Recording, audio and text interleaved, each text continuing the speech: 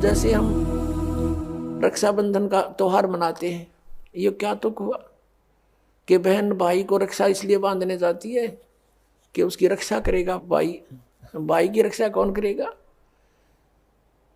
एक बहन कह रही थी कि मैं रक्षाबंधन के दिन गई अपने भाई को बांधने के लिए, रक्षा सूत्र इंतजार कर रही थी। पता लग गया कि कहीं कामवश गए हैं, मोटरसाइकिल पर गए हैं।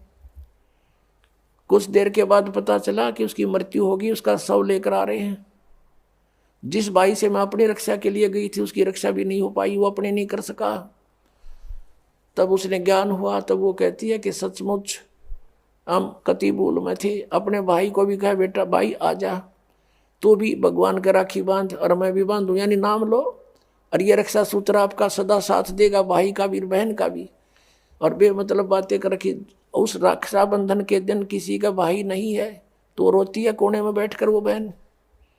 फिर ये बात का सिस्टम, जिस बहन का भाई नहीं है वह दूसरों के मुंह की तरफ देखती है कौन आएगा हमारे घर। तो पुण्यात्माओं, ये बेमतलब की बकवाद, ये जग की रीत से हमने वापस हटना है और अपने जीवन को नए सिरे से सेट करना होगा। यदि भक्ति करना चाहते हो, समाज के भाव में बहना है तो नो प्रॉब्लम, आप कुछ भी करो, वो आपकी मर्जी, लेकिन भक्ति नहीं चलेगी।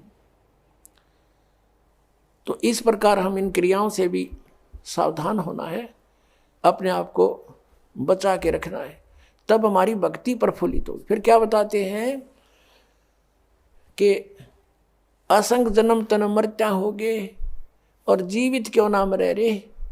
एक तो ये जीवित मरना, इस ज्ञान आधार से सब बकवादियां छोड़ देंगे।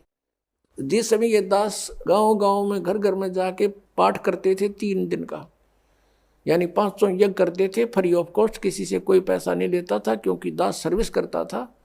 और जैसे सैटरडे संडे की छुट्टी होती थी उनमें जाकर के लाभ उठाता था।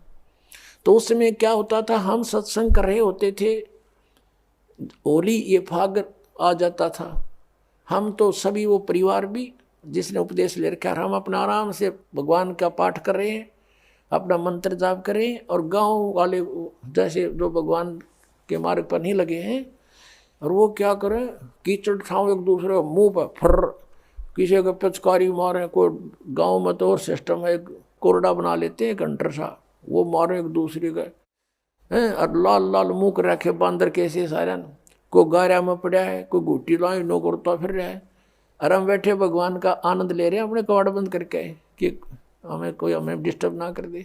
तो इस प्रकार जो आनंद परमात्मा के मार्ग में है, इस भक्ति में है, इन बकवादों में नहीं हो सकता। तो इस तरह की हमने नहीं करना, क्योंकि हम यहाँ के वासी नहीं हैं और यहाँ सुख नाम की चीज नहीं है। आज हम खुशी मना रहे, 1 मिनट में ना जाने के बिजली गिर जाए। और परमात्मा की भक्ति करेंगे, इससे हमारा बचाव बनेगा। और ये इस तरह के जो मर्यादाहीन कार्य करने से नामखंड हो जाएगा, नामखंड होते ही भगवान रुष्ट हो जाएगा, आपके ऊपर काल का अटैक हो जाएगा और आपको फिर हानि हो जाएगी। तो इस डर से हमने अपना यहाँ टाइम पास करना है और भक्ति की ख्यास करना है, भक्ति बढ़ाते रहना है, धर्म पुण्य जो भी क्रियाएं बताइए सभी करते रहना, आखिरी सांस तक करना पड़ेगा आपको। और दूसरे टाइप से जो जीवित मरना है, कि जैसे आप जी देखते हैं कि नाइट सर्विस में यानी रात्रि सेवाओं के अंदर बसों में व्यक्ति जाते हैं और फिर सुबह शाम तक वापस आ जाते हैं। वो नाइट सर्विस में किस लिए जाते हैं कि उनको बहुत आवश्यक कार्य होता है और शीघ्र करने के लिए ही वापस आने के लिए गए होते हैं कि शाम तक लौट आऊं। और ऐसे ही एक रात्रि सर्विस में गया, रास्ते में एक्सीडेंट हो गया, वापस आना था, इतनी शीघ्रता थी उसको, इतना आवश्यक कार्य था कि वापस आना था उसको, और दुर्घटना मृत्यु होगी नाइट सर्विस में। अब वो कहाँ गई वो शीघ्रता, कहाँ गए जिसके लिए पंजे ना टक्के थे, वो क्या ले गया साथ में। तो आप जी ये सोच लीजिए, जब सतलोक आश्रम बरवाला की तरफ सत्संग निकटावर चलना चाहो तो न्यू सोच लो हमारी मृत्यु होगी आज और इब्बा होगी, और आ जाओ यहाँ पर सत्संग सुनो, 3-4 दिन फ्री ऑफ माइंड रहो, एक दूसरे से भगवान की चर्चा करो, यहाँ और बकवाद मत बतलाना, ये खास रखना, परमात्मा रुष्ट हो जाएगा। ठीक है, कोई मित्र रिश्तेदार मिलता है, बातें करो गृहस्थी की थोड़ी बहुत देर के लिए, फिर अपना मालिक की चर्चा शुरू करें, कोई ज्ञान उससे सुने, कभी आप सुनावे, फिर मंत्र करने लग जावे। सब सुविधाएं भगवान ने आपके लिए दे रखी, इन दासों के द्वारा आपको सारी व्यवस्था करवा के दी जाती है।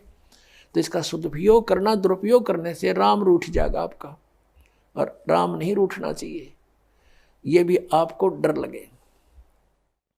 तो ये सोचकर आप आ जाइए और ये सोचिए कि हमारी मान ले परमानेंट मृत्यु हो जाए तो भी तो हो सकती है ऐसे।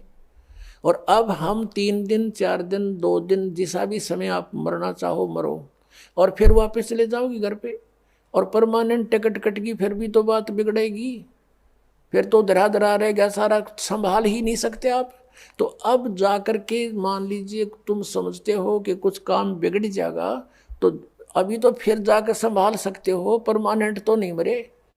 लेकिन जो परमात्मा के लिए सच्चे दिल से आते पुण्यात्माओं, किसी का आज तक काम बिगड़ा नहीं, बने मिलते, लेकिन वो आपकी श्रद्धा पर डिपेंड करेगा। सतगुरु के दरबार में कमी काहे की ना, अंसा मौज नहीं पावता तेरी चूक चाकरी में। तो इस प्रकार हमने परमात्मा की भक्ति को सुचारू भी रखना है।